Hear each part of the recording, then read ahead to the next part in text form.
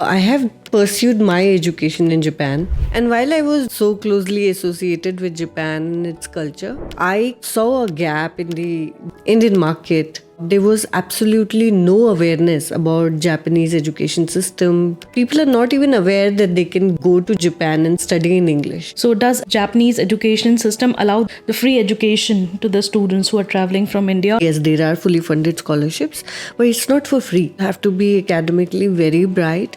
There is a scholarship called MEXT, which is provided by the Ministry of Education in Japan. But again, the seats are limited. How long after completing their studies students stay there and work before applying to their work visa? In Japan, they start looking for jobs 1 year prior to their graduation. By the time you are in your final year, you are sure of where you would be working. A very warm welcome to our dear listeners. I'm Almas Abid, your host for today, representing ICAE. Welcome to yet another episode of our podcast series Beyond Borders Higher Ed Edition. Today we are excited to dive into a deep discussion about Japanese universities, scholarships, and the education system in Japan. We are delighted to welcome our special guest, Ms. Deepti Singh. As an experienced counselor, educator, and founder of Education Japan, she brings a wealth of knowledge about Japanese education system. Her deep understanding of Japanese language and culture adds significant value to her expertise here.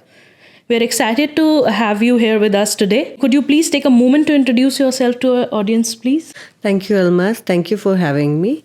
I'm Deepti Singh. I'm an admissions counselor and I specialize in Japanese universities. We support students, specifically Indian students who are seeking admissions in Japan. We guide them throughout the process of application to universities, finding the right university for them, and helping them apply for scholarships and get enrollments. So, if I may ask, what inspired you to start Education Japan? I have pursued my education in Japan. I did my bachelor's in Japan, and thereafter I pursued my master's from JNU in Japanese language and cultural studies. And while I was doing all of this, so closely associated with Japan and its culture, I clearly saw a gap in the Indian market. There was absolutely no awareness about Japanese education system, universities. People are not even aware that they can go to Japan and study in English. And I am passionate about this language and culture, and I thought this is my calling, that I want to reach out to more and more Indian students and make them aware about these opportunities. So, while you are, very much involved with the education system in Japan and very close to the language there, so how does Education Japan help students navigate the complexities of education abroad? And what makes Japanese education unique compared to the other countries? So I will answer the first part, how we help in the process.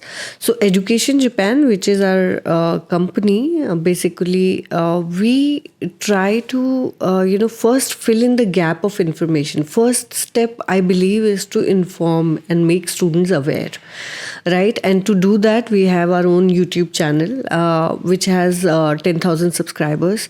This is a very close-knit community of students who like Japan and its culture.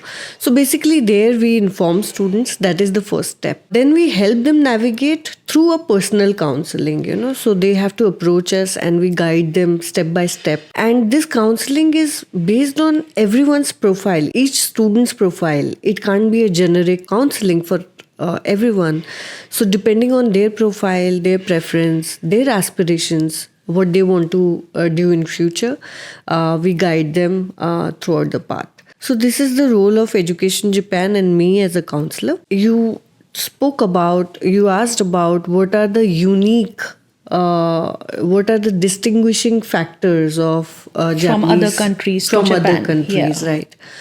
So Almas, see, Japan is a unique country in itself, right? So I think the answer is in its culture. So, and this culture has an implication on everything, the kind of education a student can get there, the kind of experience, exposure a student will get in Japan. So, all of those happen because Japan as a country is unique and its culture is unique. So, like other countries, they do offer scholarship opportunities, and few countries do offer the free education to the students who are traveling from India or other parts of the world. So, does Japanese education system allow these things? Yes, there are fully funded scholarships, but it's not for free. When I say that, so students who are meritorious, so you have to be academically very bright.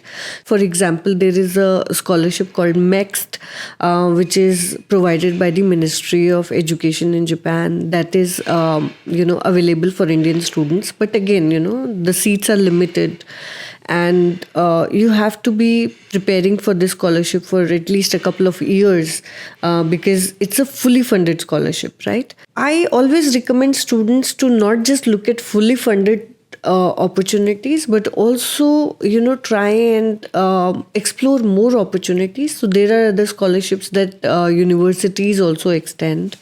There are tuition reduction scholarships, post enrollment scholarships. In India, we have this misconception that a country can invite you for free education.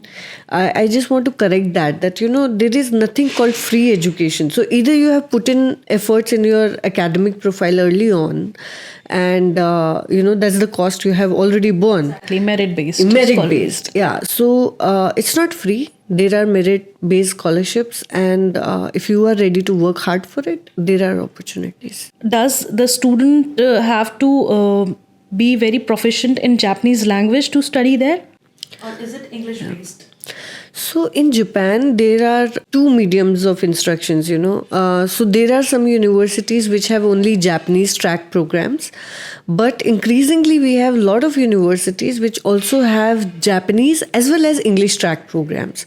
So students can apply for English track programs, and that's what happens from India as well. So most students, they apply for English-based programs, and these programs are available in all streams, whether it is science programs or humanities or business, they are available in all. And these programs, but you have to be very careful when you are looking at universities because, in the same university, few programs can be offered in Japanese and few programs will be available in English, and few can be offered bilingual. So you have to be, very point on with your research. So it is not mandatory to learn Japanese language? Oh, yeah. So it's not mandatory. You can apply without knowing any Japanese. It's not a prerequisite. But after enrollment, I would be worried about you if you don't know any Japanese because you have to live in that country, right? So for your daily sustenance and also for great job opportunities. So if you're looking to have a career in Japan, then definitely, it helps. Definitely it helps to know Japanese. Mm-hmm. So coming on to the career in Japan, so what are the cost of living that we are looking into? And what are the options that does the students have after completing their education there in Japan and while studying there? So what options do they have? Any student who is looking to study in Japan, they have various options to fund their education. Scholarships is one. Then there are post-enrollment scholarships also, which universities provide, and there are other organizations. There are part-time jobs available, so students can pursue them alongside their academics. If we are referring to employment, after their education, those opportunities are just too big in Japan. So the employment rate in Japan is almost 98%. So, it means practically if you graduate from a Japanese universities, you're sure to find employment. It's just that, it's not easy. I'm not saying it's easy, but definitely there is an opportunity that you have to prepare for. So does the Japanese universities also providing any special opportunities to the students to attract towards them? Yes, I think introducing English programs is one. I mean, it's not easy for a country like Japan because Japanese is all they know, and English is not the medium of communication in the country itself. But many universities have, started English-based programs. They have faculty which has come from many different countries, and they are able to cater to international students by conducting classes in English. And the whole ecosystem, right? I mean, if they are expecting, so Japanese, right? So they are very perfectionist. So, enabling student, basically international students, so if they are arriving to the campus, making sure that they have proper dorms, they have proper redressal system for any problem. I think all arrangements are very well taken care of. And Japanese people are known for these things. They are known for hospitality, right? I mean, they are known for their processes, for their kind and helpful culture, I would say. Yeah. And moving on, so what are the common misconceptions students and parents have about Japanese education system and specifically Japan? I would say number one is Japanese. They think they have to know Japanese to apply. So again, you don't need to know Japanese on the onset. But yes, if you're going there, I would recommend that you do take some sort of orientation of the language before you read Japan. And if not, some universities have Japanese as a part of the curriculum. So you can attend classes also. That will be helpful. So this is number one misconception. Second being the food. So they assume that there is absolutely no vegetarian food, and people feed on strange non-veg, So, while that is true that, the country has a lot of, it's meat-based, but I think all countries are. Most countries, other than India, I think many countries have this culture of having meat in every meal.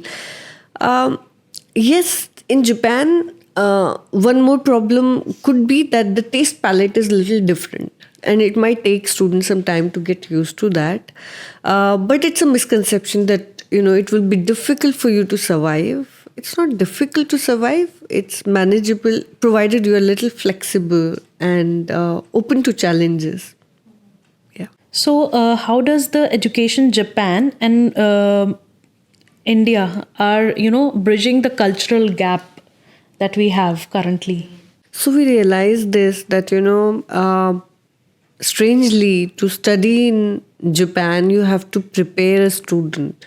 It's not a country where you can just pack your bags and leave to, right? So we have started our Japanese language classes very recently. So we train students. So basically it's a preparation of their life in Japan. It's not just about seeking admission. So we do language orientation. We do culture orientation as a part of these classes. And because our counseling, it's usually, 2 years or 1 year, in some cases even 3 years. So even students who are currently in 10th grade, they associate with Education Japan because in future they want to study in Japan. So we slowly, induct them with cultural, culture gaps, whatever they can expect there, and train them accordingly. We also conduct orientation trainings before they go to Japan, basically training them how the transport system works, how the culture works. So it should not be a shock to them while exactly landing there. For both the parties, the it should not shock. be Yeah. Okay. So which cities in Japan are offer the most support and amenities to the international students? I don't think there are any cities which are very difficult to live in. I mean, if you're talking about support to students, I think all cities are equal when it comes to support. I mean, they all have very good convenience in terms of, so Japan is known for its convenience stores, so we have a lot of facilities and everything is very, very easy there, Daily life, everything is very easy to do. Transportation is excellent. I think more than cities, students, when they're evaluating this ease, whether an international student will be able to adjust there easily or not. It's not based on the city, rather, it is based on the university.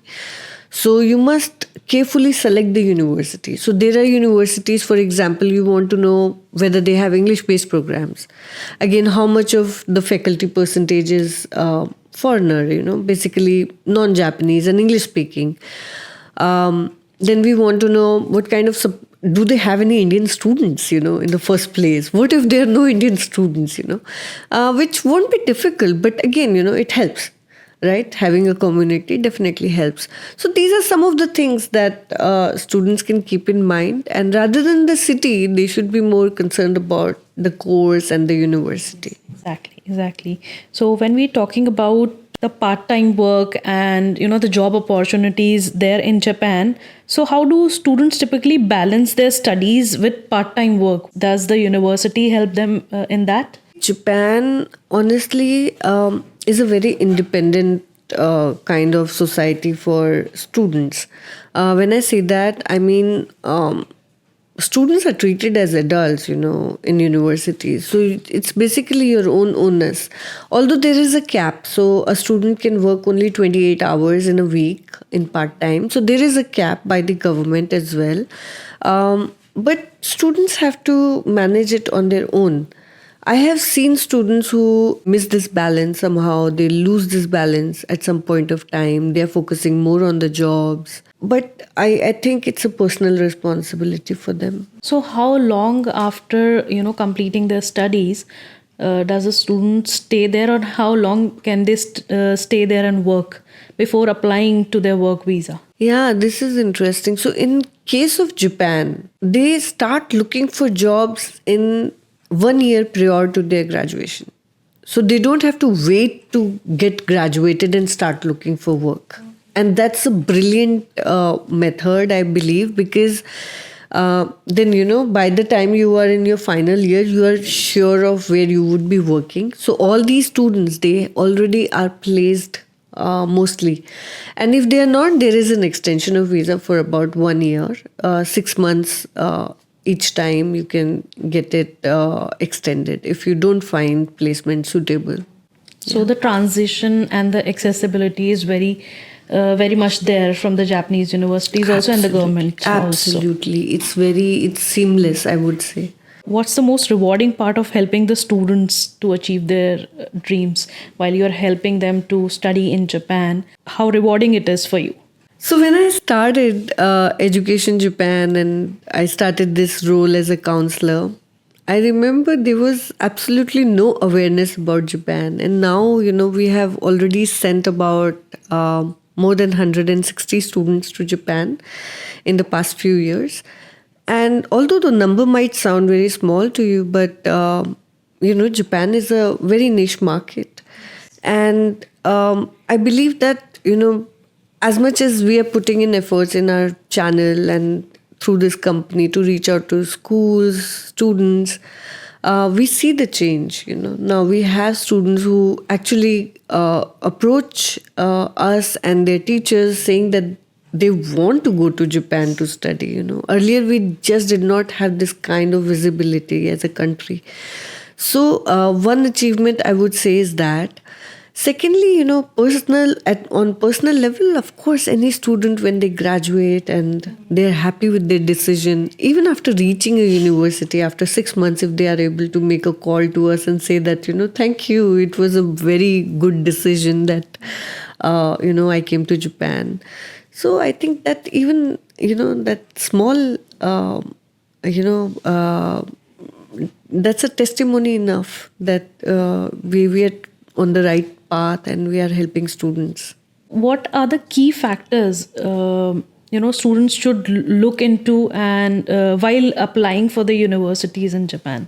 Oh, there are many. In case of Japan, actually there are many, and I'm saying this because there is a language barrier definitely when you're doing the research, right? So maybe you will not find all the information in English. Maybe most of the information, I would say 70% of the information would be in Japanese.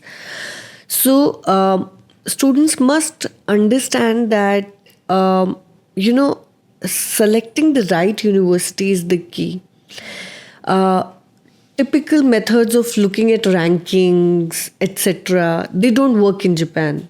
You know, you can just, in other countries, you can just Google which are the top universities and, find your way out. But here you have to know those, I have spoken a lot about it, like, do they have English programs? What kind of faculty do they have? What is it that they are doing that probably the homepage can't tell you? And even to get to the homepage, you need that knowledge, because the moment you say Japan, I'm sure students don't know more than 2 universities there, right? They might know Japan, but University of Tokyo, They for don't example. see it as a study abroad destination yet. Absolutely. They don't even know the university. So, how are you going to land to the right university? It's highly unlikely. What are the misconceptions that they have about Japanese education system and studying there? Yeah, as I said, the language is one that they think they need to know Japanese.